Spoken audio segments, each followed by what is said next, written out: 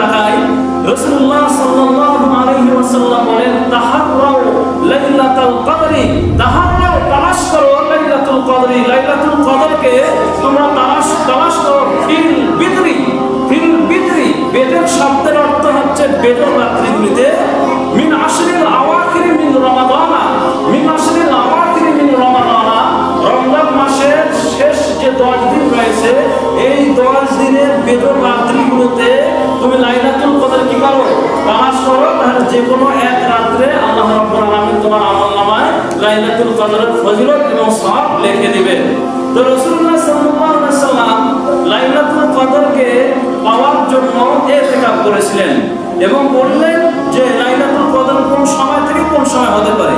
এখন আমরা যদি হাদিসের ভাষায় বলি, মিন আশরিল আওয়াখিরি মিন রমাদানা, রমজান মাসের শেষ দশকে, রমজান মাসের শেষ দশকে অর্থাৎ 21, 22, 23, 24, 26, 27, 28, 29, 30, যদি 29 মাস হয় তাহলে 9 দিন, আর যদি 30 মাস হয় তাহলে কি 10 দিন, 10 দিন হলে 10 রাত, 9 দিন হলে 9 রাত। এই রাতগুলোর মধ্যে থেকে বেজোড় রাত কোনগুলি? 22 তো বেজোড় নয়, 24 তো বেজোড় নয়, 26 তো বেজোড় নয়, 28 তো বেজোড় নয়, 30 তো বেজোড় নয়, তাহলে বেজোড় কি?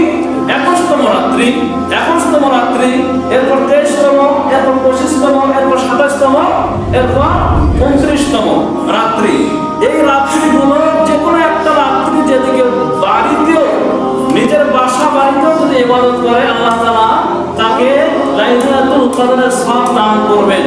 আর যদি বাড়িতে তো আমরা অনেক ব্যস্ত থাকি, এখন যদি আমরা এই 10টা দিন থেকে থাকতে পারি, তাহলে তো থেকে যারা থাকবে নিশ্চয়ই সে লাইলাতুল কদর পাবে। কারণ সে যদি ঘুমায়ও, এই ইতিকাফটাই হচ্ছে কিন্তু ইবাদত, ইতিকাফটাই ইবাদত।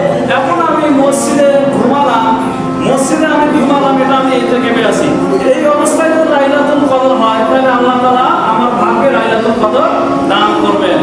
লাইলাতুল কদরে যদি আমরা ইবাদত বندگی করি, তাহলে রাসূলুল্লাহ সাল্লাল্লাহু আলাইহি ওয়াসাল্লামের আর একটি হাদিস আছে, সবাই এদিকে দেখেন, আমার দিকে দেখেন।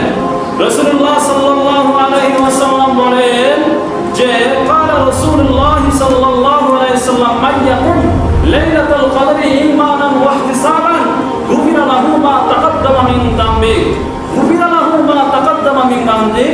রাসূলুল্লাহ সাল্লাল্লাহু আলাইহি ওয়াসাল্লাম বলেন, যদি কোন আল্লাহর বান্দা ইয়াকুম দাঁড়িয়ে যায়, দাঁড়িয়ে না মানে কি এমনি খাড়া হয়, দাঁড়িয়ে যায় না, নামাজে দাঁড়িয়ে যায়, ফি লাইলাতুল কদরে, লাইলাতুল কদরে যদি কোন আল্লাহর বান্দা দাঁড়িয়ে যায়, ঈমানান ওয়া ইহতিসাবান, দুইটি শর্ত রয়েছে।